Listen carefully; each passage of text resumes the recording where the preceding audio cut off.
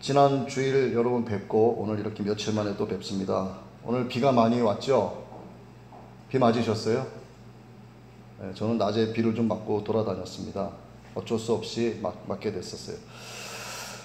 자, 오늘 로마서 13장 11절에서 14절의 말씀, 로마서의 말씀이지만 우리가 종말의 때, 마지막 때 위기의식, 종말의식을 갖고 사는 성도의 모습이 어떠한 모습인가에 대해서 말씀을 좀 나누고자 합니다. 자, 11절 말씀 보면은 깰 때가 벌써 되었다, 이런 말씀으로 시작이 됩니다. 우리의 구원이 처음 믿을 때보다 가까웠다, 이렇게 말씀이 시작이 되죠. 자, 하나님의 복음을 아는 사람은, 그 예수 그리스도의 십자가 복음을 아는 사람은 종말론적인 의식을 갖고 사는 사람들이에요. 복음을 제대로 아는 사람들이 그렇습니다. 복음은 뭡니까? 주님의 오심, 주님의 죽으심, 부활하심, 승천하심, 재림, 이것이 복음인 거예요. 아멘. 여러분, 재림이 뭘 의미할까요? 재림은요, 종말을 의미합니다. 종말은 두 가지가 있는 거 아시죠? 개인의 종말과 하나님이 정하신 그 마지막 때의 종말이 있는 거예요. 자, 2000년 전 사도 바울의 시대 때 초대교회에 살던 믿음의 사람들이나 오늘날 믿음의 사람들, 우리들이나 종말론적인 이 의식에 대해서는 사실 다를 바가 전혀 없어요. 똑같습니다. 그때의 종말론적인 의식이나 지금의 종말론적인 의식이나 같은 거예요. 자, 종말론적 의식은요, 위기의식이다, 이런 말로 바꾸어 사용할 수가 있습니다. 다른 게 있다면 초대교회 때보다는 2000년만큼이나 마지막 때가 가까웠다라고 하는 것은 차이라고 볼 수가 있겠죠. 그럼 누가 이러한 위기의식, 누가 이러한 종말의식을 갖고 살아가는가 하는 것을 우리가 한번 보기 원합니다. 하나님의 영, 성령으로 충만한 사람, 하나님의 영의 리듬에 춤추면서 그 하나님의 영에 이끌림 바 되는 삶을 살아가는 사람들이야말로 위기의식을 갖고 사는 사람들이에요. 왜냐하면 성령께서 하나님의 말씀을 통하여 우리에게 말씀하신 계시와 예언을 성령께서 조명하여 주시고 깨닫게 해주시기 때문에 그런 겁니다. 그래서 성령으로 충만하지 않으면 종말의식도 없고 위기의식도 없는 거예요.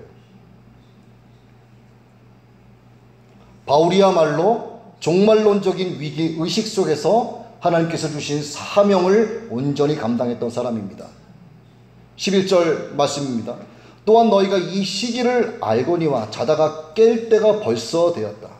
이제 우리의 구원이 처음 믿을 때보다 가까웠도다, 이렇게 이야기하는 거죠. 바울뿐이겠습니까? 당시에 예수님의 제자들도 그랬어요. 또 초대 그때 교회로부터 지금에 이르기까지 온전한 믿음을 가진 성도들은 저마다 자기가 살아가는 시대를요, 종말의 시대로 여기면서 살아가는 게 옳은 겁니다. 1세기에 살았던 사람이나 3세기에 살았던 사람이나 10세기, 15세기에 살았던 사람이나 정말 온전한 믿음을 가진 성령의 사람, 하나님의 사람들은 내가 사는 이 시대가 종말의 시대다라는 의식을 갖고 사는 사람들이에요. 그 사람들이야말로 성령으로 충만한 사람들입니다.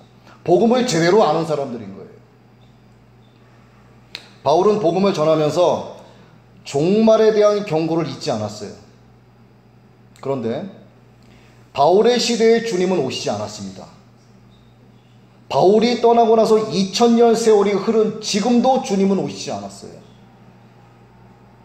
그렇지만 그때나 지금이나 똑같이 우리는 마지막이라고 하는 것을 의식하면서 이 위기의식을 갖고 살아가야만 하는 거예요. 왜?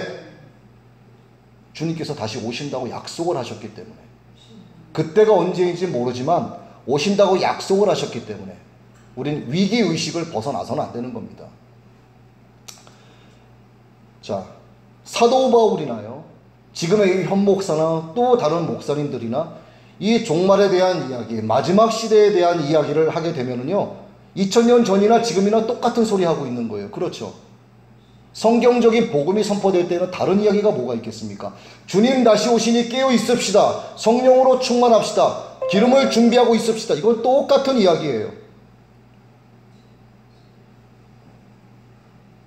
그때가 언제인지도 모르고 예수님도 모르시는 거예요. 오직 성부 하나님만 이걸 아십니다. 자, 근데 이런 논리대로 보자면요, 뭔가 앞뒤가 안 맞는 것 같이 느껴져요.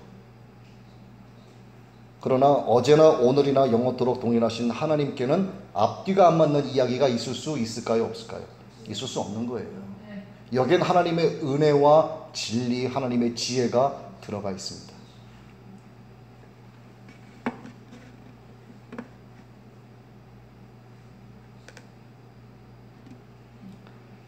자, 재림의 핵심이 뭡니까? 한번 볼까요? 재림의 핵심. 재림의 핵심은요, 하나님께서 정해놓으신 시간이 있다는 거예요. 이게 재림의 핵심입니다. 그날이 반드시 도래된다는 것, 이것이 재림의 핵심이에요. 다시, 재림의 핵심은 하나님께서 그날을 반드시 정해놓으셨다라고 하는 것, 그때가 반드시 도래된다는 것, 이것이 재림의 핵심입니다. 여러분, 마지막 때가 정해졌다라고 하는 것은요, 정해진 그때로부터 역사의 과정이 종말의 성격을 띠면서 가고 있는 거예요. 예수님께서 내가 다시 오시겠다라고 하셨죠. 그럼 그때부터 종말은 시작이 된 겁니다. 그래서 그때의 복음을 제대로 아는 사도 바울은 종말 의식을 갖고 예수 그리스도의 십자가 복음, 하나님의 은혜, 하나님의 나라를 전할 때 종말에 대한 것을 전했던 거예요. 그건 바울의 시대만 해당되는 게 아니고요, 복음을 제대로 아는 성도들, 복음을 제대로 아는 하나님의 종들은 반드시 위기의식과 종말의식을 성도들이 가질 수 있게끔 이 말씀에 대한 선포를 해줘야 되는 겁니다. 그래서 성경 여러 곳에서는요, 이 마지막 때에 대한 말씀을 자주 언급하고 있는 거예요. 여러분, 사법고시를 치르기 위해서 학생들이 공부하지 않습니까? 뭐 일반인들도 있겠지만, 자, 사법고시를 치르기 위해서 준비를 하는데 그 시험의 날짜가 정해져 있을 거 아니에요? 그 시험의 날이 사법고시를 준비하는 사람들에겐 종말의 시간인 거예요. 아직도 1년이나 남았어. 1년이나 남은 거예요. 그러나 그 마지막 때 그날 낙방하지 않기 위해서 위기의식을 갖고 공부하는 거예요. 맞죠? 여러분, 수험생이 있습니다. 대입시험을 치러야 돼요. 날짜가 언제다 라고 딱 날짜가 발표가 됐습니다. 그때부터 학생들은요, 종말의식, 위기의식을 갖고 공부합니다. 대학교 가려고, 떨어지지 않으려고 위기의식과 종말의식을 가지고 합니다. 엄마가 그래요. 야, 1년이나 남았는데 한 달 전부터 해라. 맞을까요? 틀릴까요? 아니에요. 엄마한테는 아닐 수 있지만 아이한테 그게 종말의식이 되는, 이게 맞는 거예요. 이게 성도의 의식이 되어야 된다, 이 말입니다. 하나님은 역사의 종말을 준비해 놓고 계세요. 자, 세상 사람들은 이 사실을 간구하면서 살지만 하나님의 사람들은요, 요즘 급변하는 기후, 또 이 계절에 대한 것, 전체적인 세계적인 지진과 기근과 환란과 전쟁 등을 통해서 성경에 기록된 종말에 대한 계시의 징조들을 생각을 하게 되는 거예요. 그리고 위기의식을 갖게 되는 겁니다. 그러한 것들을 통해서 또 시대적 문명 속에 파고든 이 사탄적 초자연주의 파동의 현상들, 성경에 기록된 마지막 때의 징조를 또한 그런 것들을 통해서 생각을 하게 되는 거예요. 왜? 성경에 기록된 대로 역사가 흘러가고 있으니까. 그래서 하나님의 말씀은 예언인 거예요. 전에 말씀을 드렸죠. 계시는 사람의 말과 글로 설명할 수 없는 게 있어요. 예. 이것을 어떤 그림이나 어떤 메시지, 어떤 이미지화해서 탁 보여주는 것이 계시인 거예요. 그것을 역사적인 시간을 통해서 하나님께서 이루어 가시는 것을 예언이라고 하는 겁니다. 그래서 요한계시록의 시작은 예언의 말씀이요 계시라고 기록이 된 거예요. 시작을. 그렇게 하나님의 역사가 종말을 향하여 예언되어진 대로 역사의 시간을 통해서 흘러가고 있는 겁니다.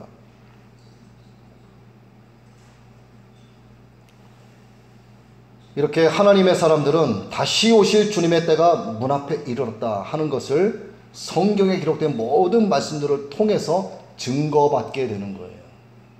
세상 사람들은요, 우리가 재작년인가요? 너무나 더웠던 여름이 있습니다. 그런 것들을 통해서 아무렇지도 않게 더운 여름이다라고 지나갈 수 있지만요, 그렇지가 않은 겁니다. 계시록에 기록되어 있는 말씀, 에스겔서와 다니엘서에 기록되어 있는 그 마지막 때의 징조들이 나타나고 있는 거예요.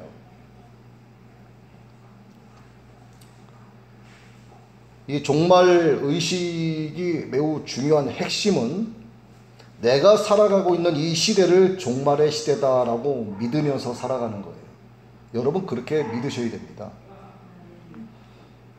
11절에 말씀이죠. 또한 너희가 이 시기를 알거니와. 자, 우리 성도들은 마지막 모든 징조들을 보면서 하나님의 말씀대로 이루어져 가고 있다라고 하는 것을 확인을 하게 됩니다. 자, 확인한다라고 하는 것은요, 종말이 가까웠다라고 하는 것을 안다는 뜻이에요. 자, 지금 이 세상이 어느 극한 시점까지 와 있는가 하는 것을 보고서 마지막 때를 준비하는 게 성도입니다. 영적으로 민감하기 때문에 그런 거예요. 영적으로 무디어지면 그걸 모르는 겁니다. 이것이 위기의식을 갖고 사는 성도의 올바른 자세다 하는 것을 말씀을 드리는 거죠. 자, 내가 종말 의식을 갖고 경건하게 사는 노력을 하고 있느냐 하는 것은요, 내가 하나님의 사람인가 아닌가 하는 것을 구분해주는 다림줄이 되기도 하는 거예요. 내가 위기의식 속에 있느냐, 내가 종말의식 속에 있느냐 아니냐 하는 것을 생각하는 성도는, 다시 말씀드리지만 내가 하나님의 사람이다 아니다라고 하는 것을 구분해주는 다림줄이 될 수도 있다 이 말이에요. 사도 바울뿐만 아니라 그 당시에 사도들과 초대교회 성도들이 이러한 종말의식을 갖고 그 모진 핍박을 견디면서 살았다라고 한다면, 실제 그렇게 살았죠. 한다면 현재 우리는 어떻겠습니까? 우리는 말할 필요가 없는 거예요. 왜? 서두에 말씀드린 것처럼 하나님의 그때는요 2000년이나 가까워져 있습니다. 우리는 더욱더 그렇게 해야 된다라고 하는 것을 말씀을 드리는 거예요. 이것이 11절에서 말씀하는 겁니다. 우리의 구원이 처음 믿을 때보다 가까웠음이니라.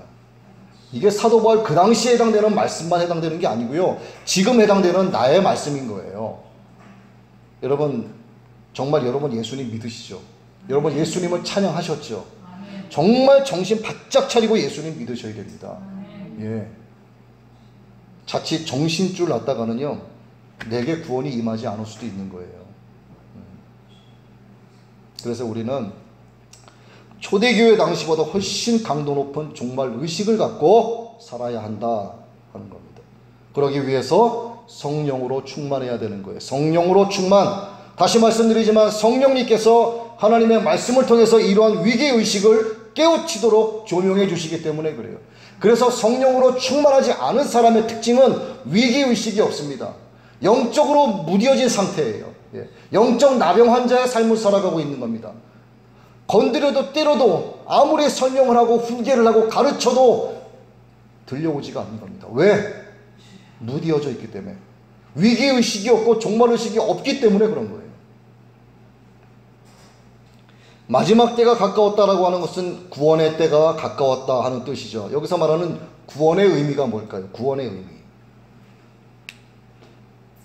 주님의 재림과 함께 모든 구원받는 성도들이 체험하게 될 최후의 영화로움을 이야기하는 거예요. 우리가 영화롭게 된다 하는 말씀을 로마서에서 이미 배운 적이 있습니다. 여러분 기억나실지 모르겠지만 로마서 8장 30절의 말씀을 보면, 자, 하나님께서 대체 우리를 정하셨다고 하셨잖아요. 기억나세요? 정하시고 부르시고 의롭게 하시고 영화롭게 하셨느니라. 자, 이 영화롭게 되는 거예요. 영화롭게 되는 것. 이것이 구원을 의미하는 겁니다. 자, 그러면 영화롭다라고 하는 것이 뭐냐 이거죠. 영화롭다라고 하는 것은요, 그 바라는 것은 피조물도 썩어짐의 종로로 탄 데서 해방돼서, 썩어짐의 종로로 탄 데서 해방돼서 하나님의 자녀들의 영광의 자유에 이르는 것이다. 이것이 영화롭게 된다라고 하는, 진리 안에서 우리가 자유함을 얻는 것, 이것이 영화로워지는 겁니다. 여기에 이르기 위해서는 지금은 눈에 보이지 않는 주님의 그날을 믿음으로 바라고 참고 기다려야 하는 거예요. 로마서 8장 25절의 말씀이죠. 만일 우리가 보지 못하는 것을 바라면, 우리가 정말 영화롭게 되기를 원하면, 정말 하나님의 그 진리의 자유 안에서 자유인이 돼서 영원토록 주님과 함께 거닐기를 원한다면 말씀하시죠. 8장 25절, 만일 우리가 보지 못하는 것을 바라면 참음으로 기다릴지니라. 이 영화가 우리 믿는 자들에게 약속되어 있다라고 하는 사실을 믿으시기 바랍니다. 여러분에게 이미 약속되어 있는 거예요. 그런데 우리가 영화롭게 되는 그때는 아무도 모르죠. 누가 알겠습니까 이거를?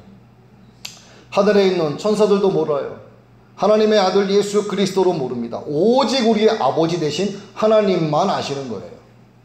이것은 하나님께서 정해놓으신 구원의 경륜에 대해서, 구원의 경륜에 대해서 절대적 시간이 있다라고 하는 것을 의미하는 거예요. 이 절대 시간은요, 당길 수도 없고 늦출 수도 없습니다. 여러분, 괴종시계에 알람을 설정해 놓지 않습니까? 그리고 딱 봉인해 놓은 것과 똑같아요. 언젠가 저 알람은 울려요. 그렇죠. 돌려놨기 때문에 울린다 했으면 울리는 거. 그러나 못 열게 딱 봉인해 놓은 것과 똑같은 거예요. 이 봉인되었다라고 하는 것을 하나님 말씀하시는 그 마지막 때 예수 그리스도의 재림의 종말을 말하는 것이 아니고, 이것을 우리 개인의 문제로 한번 가지고 와보자고요. 좀 협의적인 의미에서. 우리는 반드시 죽죠. 여러분 혹시 안 죽을 수 있는 분 손 들어보세요. 다 죽습니다. 근데 언제 죽을지 아무도 몰라요. 혹시 아시는 분? 저는 아마 내년 3월 27일쯤 죽을 것 같아요. 그런 분 계세요? 아무도 없어요. 그래서 개인의 종말이나 인류 역사의 종말은요, 똑같은 의미가 있는 겁니다. 봉인되어 있는 거예요. 반드시 죽으리라. 그러나 그때는 아무도 모르는 거예요. 창세기 2장 17절의 말씀이죠. 선악을 알게 하는 나무의 열매는 먹지 말라. 네가 먹는 날에는 반드시 죽으리라 하시니라. 먹었으니 죽는 거예요. 히브리서 9장 27절, 한 번 죽는 것은 사람에게 정하신 것이요 그 후에는 심판이 있으리라. 확정된 죽음이라고 하는 종말이 여러분 보이지 않는 미지의 시간에 약속이 되어 있기 때문에, 보이지 않는 미지의 시간에 약속이 되어 있기 때문에 미래의 일이에요. 맞죠? 미래의 일입니다. 그런데 보세요. 미지의 시간이라고 하는 것은 말 그대로 미지이기 때문에 모르는 거예요. 미래는 미래인데 모르기 때문에 미지의 시간이라고 이야기해요. 이거는 뭐냐면요, 언제든지 현실화될 수 있는 현재의 시간이라는 뜻입니다. 이것은요, 언제든지 현재의 위기로 받아들여야만 된다라고 하는 뜻을 갖고 있는 거예요. 알 수 없는 미래, 미지의 시간이지만 언제든 현실이 될 수 있는 현실의 시간이다. 그래서 언제나 현실의 위기로 받아들여야 된다 하는 깊은 의미를 갖고 있는 말씀입니다. 예수님의 재림이 마지막 시간 안에 분명히 정해져 있지만 그때를 모르기 때문에 현재의 시간에 일어날 수 있는 현재의 사건으로 받아들이고 이에 대한 종말의식, 위기의식을 가져야 한다 하는 것을 말씀드리는 거죠. 자, 성경에는 마지막 때에 깨어 있어야 한다라고 하는 예수님의 교훈이 참 많이 나와 있어요. 예수님 말씀이 참 많이 나와 있어요.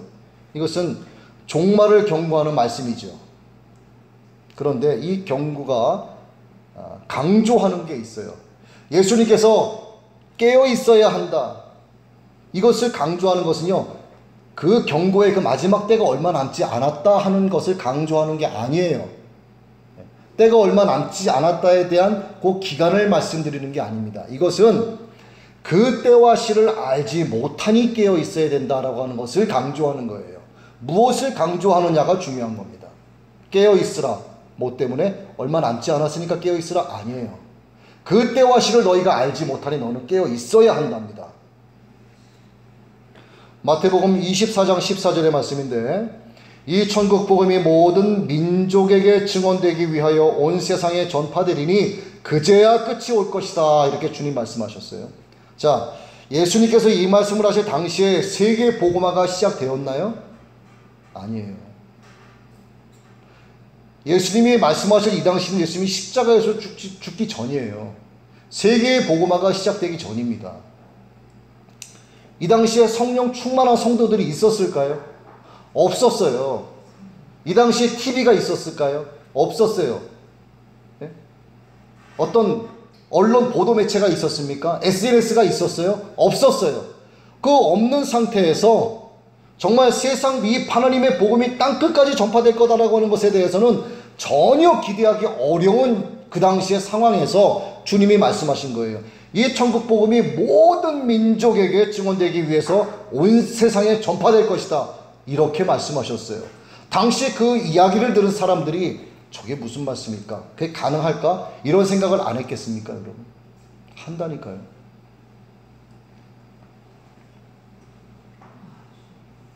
그러나 여러분 지금 어때요, 지금? 여러분 이 지구 위에 어느 나라, 어느 민족이든 간에 기독교의 이 복음, 이 십자가 복음이 안 들어간 곳이 있을까요, 없을까요? 사실은 거의 다 들어갔어요. 거의 다. 그런데 왜 계속 세계 선교를 계속 나가느냐? 하나님을 거부하는 나라가 있어요. 하나님을 마음에 두기 싫어하는 거부하는 민족들이 있습니다. 그래서 끊임없이 가서 복음을 전하는 거예요.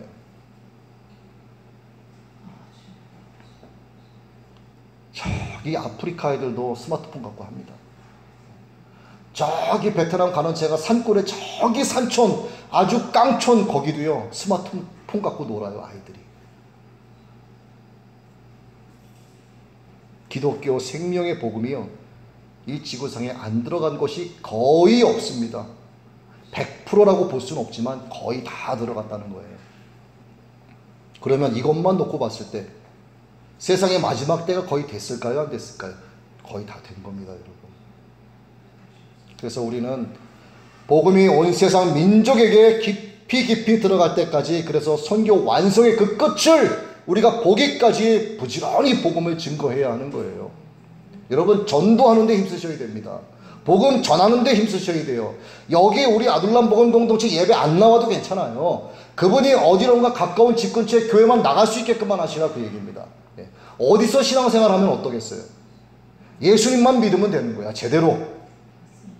그러나 하도 그 이단들이 많다 보니까 조심스러운 거죠.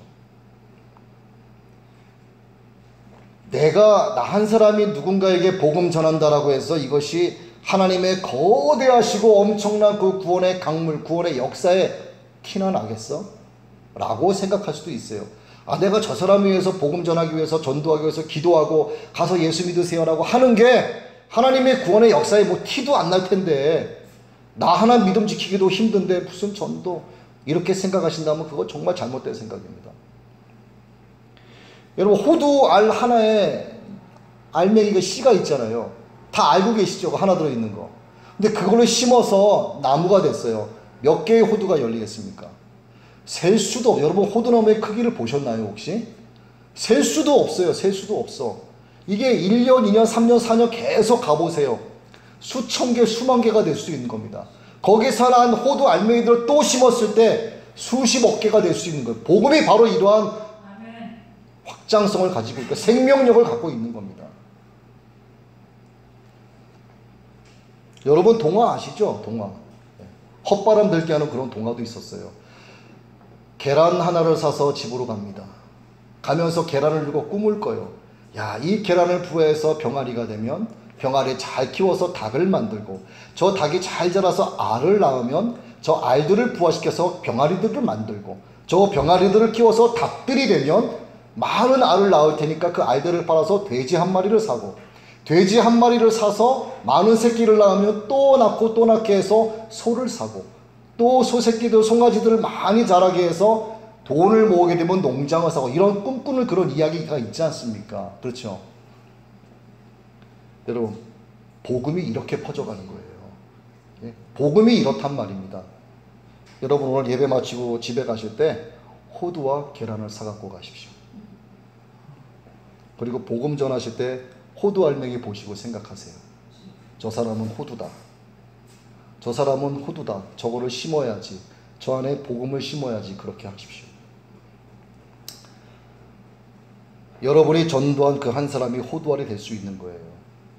여러분이 전도한 호두알 그 한 사람에게 복음이 제대로 심기워지면요, 그 사람이 복음에 미쳐서 하나님의 사람이 되면 그를 통해서 몇 사람이 구원받을지 여러분은 짐작을 못합니다. 복음의 생명력이 바로 여기에 있는 거예요. 여러분들께서 복음을 심었어요.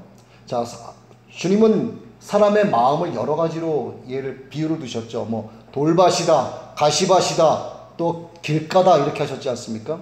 자, 여러분께서 복음을 누군가에게 심었는데 그 복음이 심겨진 그 땅이 만약에 돌밭이다. 그럼 여러분은 돌밭이니까 에이 관도가 아니고요, 가서 그 돌을 치워주는 노력을 하셔야 됩니다. 내가 저 사람에게 복음을 심었는데 그 사람 마음밭이 가시밭이야. 그럼 가서 여러분이 그 마음의 가시밭을 치워줘야 되는 겁니다. 계속해서.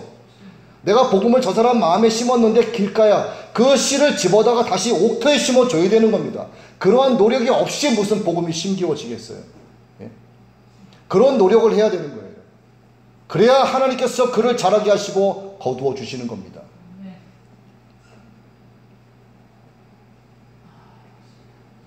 다시 한번 마태복음 24장 42절의 말씀을 드립니다. 그러므로 깨어있으라. 어느 날에 너희 주가 임할는지 너희가 알지 못함이라. 그런즉 깨어있으라. 너희는 그날과 그때를 알지 못함이라. 마지막 때의 정확한 이치를 모르는 우리 인간이 대처하는 방법은요, 항상 준비하고 기다리는 것밖에 없어요. 이게 가장 지혜로운 대처 방안입니다. 등잔불에 기름이 떨어지지 않도록 늘 준비하고 있는 신부가 돼서 문 앞에 이르신 신랑이 올 때 문을 열어주는 그런 신부가 되어야 된다, 이 말이에요. 여러분, 지금이야 뭐 대중교통 앱이 있으니까 버스가 됐던 지하철이 됐던 이거 검색해서 차가 몇 시에 온다. 그건 거의 정확하게 배차가 이루어지죠. 그 시간에 나가서 차를 타고 이동을 하면 돼요. 근데 옛날 과거에는 어땠을까요? 지금도 저기 산골에는 그렇습니다. 배차 간격이요, 뭐 30분, 40분, 1시간 될 때가 있어요. 요즘이야 거의 정확하게 시간이 텀이 길어도 지켜지지만 오래 전까지만 해도 그렇지 않았습니다. 한 40분 정도의 텀이 있는 버스 배차되는 버스 정류, 요즘 애들을 버스 정류장을 뻐정이라고 하더라고요. 간단하게. 그쵸? 뻐정이라고 해요. 그 뻐정에 가면은 배차가 이렇게 이루어지지 않습니까? 옛날에 그럼 이제 버스가 5분 남았다 하고서 5분 전에 도착하겠지. 딱 간단 말이야. 갔는데 예전에는요, 차가 이미 1분 전에 지나가 버렸어. 배차 시간에 대한 개념이 없었어요. 예? 그러니까 어떻게 한다? 5분 남아서 여유 부리는 게 아니고요, 버스 정류장 갈 일이 있으면 막 뛰어가가지고 기다리는 거예요. 언제 올지 모르니까. 그렇죠. 그리고 딱 갔는데 버스가 아직 안 왔어. 버스가 2시에 오게 되는데 아직 안 왔어. 2시 5분이 됐는데 안 와. 30분이 지나도록 안 와. 예전에 그랬다고요. 언제 올지 모르는 겁니다. 그래서 저는 그 버스 정류장에 가야 될 일이 있으면 뛰어가가지고 그냥 먼저 가서 기다리는 거예요. 자, 누군가 제가 그렇게 하는 걸 보고 저한테 저런 미련한 놈이라고 말할 수 있을까요, 없을까요? 없는 거예요. 언제 올지 모르기 때문에, 저는 목적지로 가야 되기 때문에 그렇게 해야 되는 겁니다. 이게 성도의 모습인 거예요. 주님이 언제 오실지 여러분이 어떻게 아세요? 그러니까 항상 깨어 준비해야 되는 겁니다. 항상 달려나가야 되는 거예요.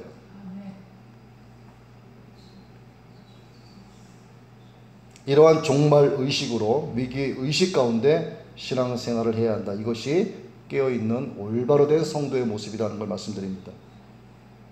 자, 그러면 늘 깨어있는데 어떤 모습으로 깨어있어야 하는가? 어떤 모습으로 눈만 뜨고 있으면 될 것인가? 아니죠. 어둠의 옷을 벗고 빛의 갑옷을 입어야 한다. 낮에와 같이 단정해야 한다. 술 취하지 말아야 한다. 음란하지 말아야 한다. 정욕을 도모하지 말아야 한다. 할 게 많죠. 이것을 일컬어서 13절에서 간단하게 한 문장으로 말씀합니다. 오직 예수 그리스도로 옷을 입으라. 이거예요. 오직 예수 그리스도로 옷을 입으라. 종말을 준비하는 우리는 예수님이 옷을 입은 사람처럼 단정하게 행해야 한다는 것입니다. 여러분들께서 예수님의 옷을 입고 나갔어요. 막 행동할 수 있습니까? 밤이라도 낮에와 같이 단정하게 행할 수밖에 없는 거예요. 나를 통해서 예수님의 이름이 욕을 먹으니까 나는 단정하게 행하는 거예요. 왜? 예수 그리스도의 옷을 내가 입고 있는 것을 세상 사람들이 보기 때문에. 감추지 말라 이겁니다. 그래서 예수 그리스도로 옷 입지 않는 사람들, 그래서 단정치 못한 사람들은 어떻게 살아갈까를 한번 짚어봅니다. 자, 그들은요, 공통점이 있어요. 먼저 하나님을 마음에 두기 다 싫어합니다. 그들의 마음에는 모든 불의와 추악과 탐욕과 악의가 가득합니다. 시기, 살인, 분쟁, 시기, 악독이 가득합니다. 어디서든 수근수근대고 비방합니다. 또한 그들은 교만하고 능욕하고 자랑합니다. 악을 도모해요. 이들은 우매하고 배약하고 무정하고 무자비하고 부모를 거역합니다. 이게 예수 그리스도도 옷 입지 않은 단정치 못한 자들의 모습인 거예요. 근데 이들은 왜 이렇게 사느냐? 왜 이렇게 살까? 마귀의 옷을 입고 있기 때문에 그렇습니다. 마귀의. 여러분, 옷은 두 가지예요. 예수 그리스도로 옷을 입느냐, 아니면 뭐가 있겠습니까? 마귀의 옷밖에 없는 거예요. 그들은요 알고 있습니다. 자기들이 사형에 처해지게 될 거라는 것을 알고 있어요. 하나님께서 그렇게 정하셨다라고 하는 것을 알고 있습니다. 그들은. 그러나 그렇게 행하는 자기들끼리 서로 뭐라고 말을 하느냐? 잘한다 잘한다 잘한다 잘한다 이렇게 얘기하는 거예요. 예수 그리스도도 옷 입지 않아서 하나님께 버림받은 단정치 못한 자들이 삶이 이러하다라고 하는 이 말씀이요 로마서 1장 28절에서 32절에 그대로 다 기록되어 있습니다. 제가 지어서 드리는 말씀이 아니에요. 하나도. 이들에게는 그래서 위기의식이 없습니다. 정말 의식은 찾아볼 수가 없어요. 이렇게 현재 가치만을 따라 살아가는 사람들의 운명이 뭐와 같냐면요 낚싯바늘에 꿰인 지렁이가 물속에서 꿈틀거리죠. 그걸 바라보고 있는 물고기와 똑같은 거예요. 저거 물면 내가 잡혀 올라가겠지 이런 생각을 못하는 거예요. 물고기 생각으로. 저거 물면 내가 도마 위에 내 모든 살이 발라지고 난도질 당하겠지 이거를 모르는 겁니다. 그냥 가서 덥석 물어버리는 거예요. 그래서 그들에게는요 천국 소망이 이끌어주는 삶이 없는 거예요. 그냥 방탕한 삶을 살아가는 겁니다. 내세에 대한 흔들리지 않는 소망이 없어요. 없으면 방황할 수밖에 없는 거예요. 목표가 있고 목적이 있으면 그거 이루면서 나가기도 바쁩니다. 내가 뭔가 할 일이 있어요. 내가 생업을 위해서 뭔가 하고 있어. 그거 하기에 바쁜 거예요. 목적이 있으니까. 세상에 많은 사람들이요 날 때부터 탕자인 모습 그대로 살아갑니다. 그 모습이 그들에겐 아주 익숙한 삶인 거예요. 그러니 그들에게 하나님의 마지막 때가 이 말이라고 한다면 너나 잘해라 이렇게 되는 거예요. 이제 그만 네가 입고 있는 마귀 옷을 벗어버리고 깨끗하고 새하얀 예수 그리스도로 옷을 입으라. 그리고 이것저것 묻지 않게 조심해야 돼 라고 일러줘요. 만약에 묻으면 빨래를 해야 돼. 회개를 하면 돼 라고 가르쳐 줍니다. 그랬더니 뭐라고 하느냐? 야 이거 묻을까 저거 묻을까 묻을 때마다 빨래하고 회개하고 부담스러워서 입기 싫어. 나 그냥 입고 살던 거 입고 살래. 왜? 마귀 옷은 검은색이니까. 죄가 묻는지 때가 묻는지 악이 묻는지 뭐가 묻는지 전혀 구분을 못합니다. 감각이 없는 거예요. 위기 의식도 없고 더러워졌다 흉해졌다 이런 정말 의식이 없는 겁니다. 하얀 옷이 아니니까 그런 거예요. 그래서 예수 그리스도의 옷을 입어야 되는 겁니다. 여러분. 또 오늘 본문 말씀에 보면 그들은 술 취한다 이런 말씀이 나와 있어요. 이 먹고 마시고 취하는 것으로 낙을 삼고 살아가는 겁니다. 여기서 말하는 것은요 오직 술 이걸 얘기하는 게 아니에요. 세상 재미에 푹 빠지면서 살아가는 사람들을 얘기하는 겁니다. 세상 재미. 여러분 가운데 술 좋아하시는 분 계세요 혹시? 나 술 좀 하신다는 분 계세요? 있어도 손 안 드시죠? 여러분 가운데 세상 재미에 푹 빠져 살아가시는 분 계세요? 네. 당연히 난 아닌 척하죠 다. 여러분 가운데는 없어요. 제가 알기 때문에 여쭤보는 겁니다. 왜 그런 줄 아세요? 제가 그거 증명할 수 있어요. 여러분 가운데 그런 분 없어요. 여러분 날고준 평일 이 저녁 늦은 시간에 하나님 말씀 청중하기 위해서 먼 길 마다않고 달려오는 거 이거 돈 주고 하라고 해도 하기 힘든 거예요. 박수 치면서 하나님을 찬송하는 거 기도합시다 그러면 목청이 터져라 기도하는 거 여러분 이거 자발적으로 하지 않으면 못합니다. 하나님의 말씀이 기쁘고 찬양하는 게 즐겁고 하나님께 은혜 받는 게 너무나 행복하니까 그 하나님 만나는 그 재미에 살아가시는 여러분들이 어떻게 세상 재미에 술 취한 사람처럼 살아갈 수 있겠습니까? 하라고 해도 재미가 없어요 그런 것들은. 그래서 저는 여러분들이 참 좋습니다. 아주 좋아요. 아멘. 아멘. 자, 또 본문에 오늘 현대인들이 가장 쉽게 빠져들어가는 악행 하나가 기록되어 있는데 바로 음란을 행하는 죄입니다. 음란. 음란은요 원어로 코이테라고 하는 침대라는 뜻을 갖고 있어요. 왜 침대일까? 금지된 침상을 향한 그릇된 욕망, 이것이 음란의 죄를 부른다라고 하는 겁니다. 그래서 우리는 낮에와 같이 밤에도 단정하게 살아야 하는 거예요. 하나님의 역사가 음지에서 어둡게 일어나지 않습니다. 결코. 하나님의 역사는 밝게 일어나는 거예요. 성령을 모시고 사는 사람의 영적 상태가 밝은 낮의 단정함 같아야 한다는 것입니다. 이러한 단정함에 있는 성도는요, 다시 오실 주님을 기쁘시게 하는 것을 최상의 목적으로 삼고 살아가는 분이 진짜 성도인 거예요. 여러분의 목표가 바로 이와 같은 줄 믿습니다. 우리는 마지막 때를 정해놓으시고도 그 이시를 정확하게 알려주시지 않은 하나님께 정말 감사드려야 돼요.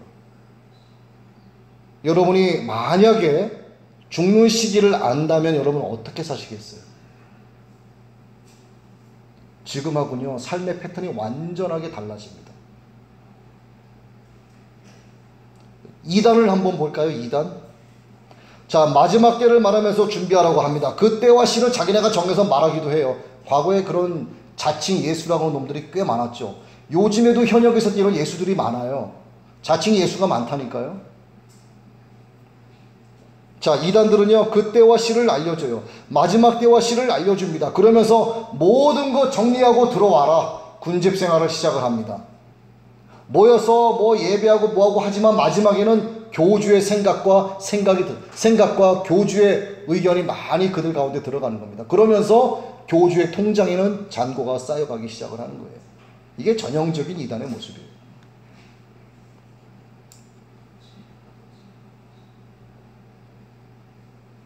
자, 예수 믿지 않는 자기 죽음의 때를 만약에 세상 사람들이 안다면 어떻게 되겠는가, 그럼? 자, 어떻게 하면 편안하게 살까?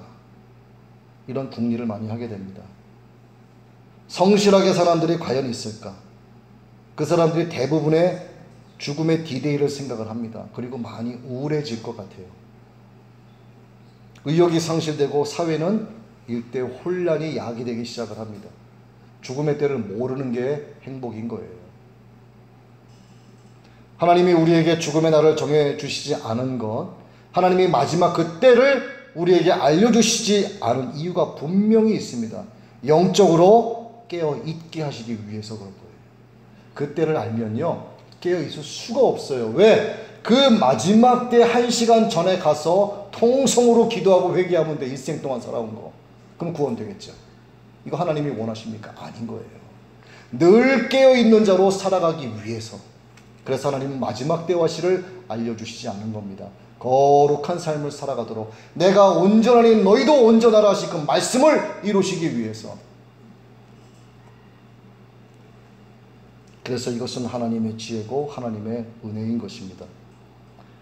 말씀을 정리합니다. 교회 안에는요, 그나마 깨어있는 분들이 많아요. 그나마. 그런데 다 깨어있다라고 볼 수는 없어요.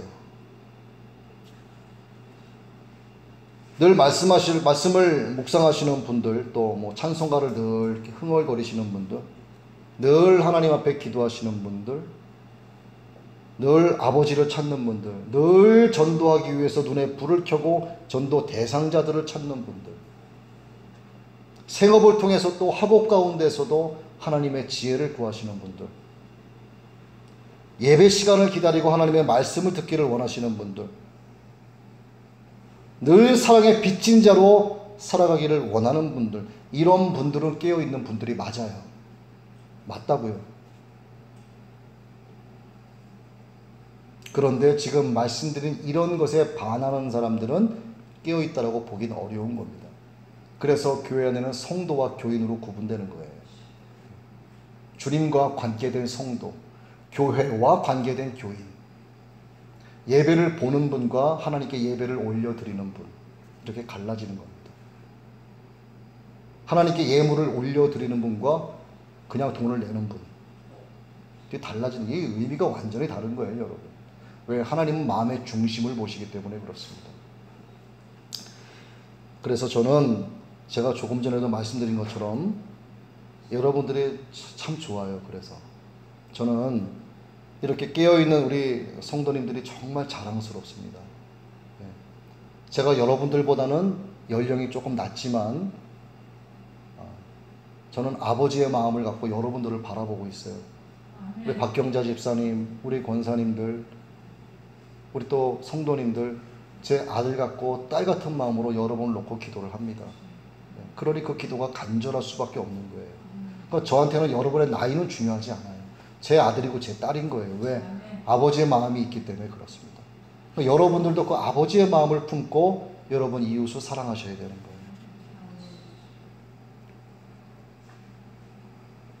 자, 이 현 목사가 여러분을 그렇게 사랑하고 자랑하는데 우리 주님께서 여러분 한 사람 한 사람을 얼마나 사랑하시겠습니까? 한번 생각들 해보세요. 그러므로 나를 사랑하시는 우리 주 예수 그리스도로 옷 입고 마지막 때를 준비하는 아름다운 하나님의 사람들로 여러분 영화로움에 이르게 되시길 주님의 이름으로 축복합니다. 아멘.